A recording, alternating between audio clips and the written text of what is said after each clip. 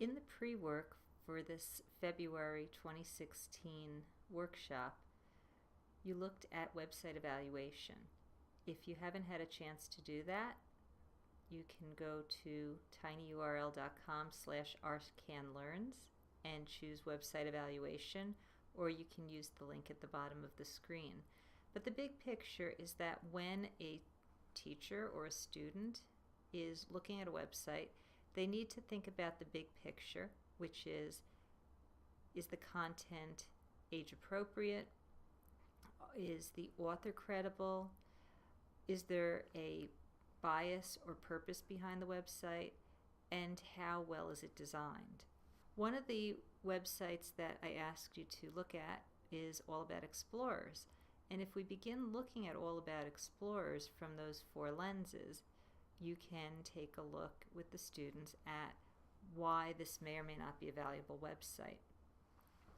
As far as content goes, if you have students use this website, you want them to go directly to the link for the content, so they would go to Explorers A to Z. I wouldn't have the students Google the website. Children who are quick on the uptake are going to notice that this is a website created for teachers to talk about websites and how valid they are.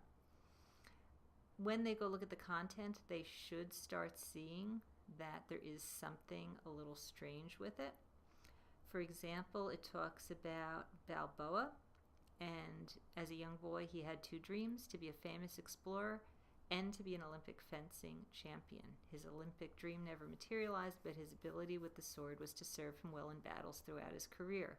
And there are other more obvious things that should stand out as invalid content. If you take a look about authority and credibility, the authors page has some kind of goofy background information on the authors. If they notice down below, there is a link to talk about the actual background of these authors. If they go further, they may notice that there is bias, there is purpose to this website. It is intended to have fictional biographies and lessons where the students will eventually do research and correct the misinformation on All About Explorers. And of course, just from a usability and design point of view, there's no ads, it's very clean, it's very pretty. Another website that you might have looked at was Dog Island. And dogisland.com, when you look at it, as far as a usability standpoint, it has ads all around the entire outline of the screen. It's a .com, which some students may say is bad, but again, .com isn't good or bad. You could have history.com and biography.com. They are commercial enterprises, but they have good, valid information.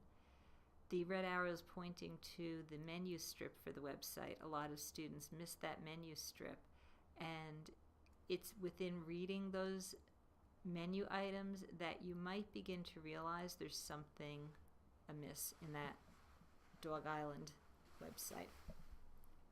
Another question that arose dealt with a website called dhmo.org, the Dihydrogen Monoxide Research Division.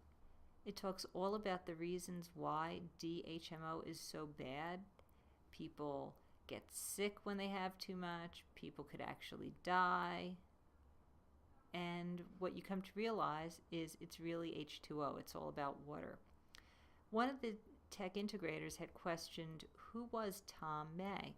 And when you're working with students, as they begin to have questions, rather than directly giving them the answer, it's very good to try to formulate your questions as a group and do some research.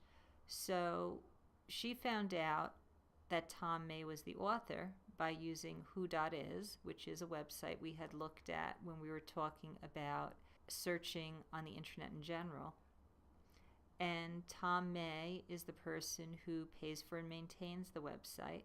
A little further research showed that he's a professor at a college in New Jersey, and I did send him an email asking him a little bit about the DHMO website.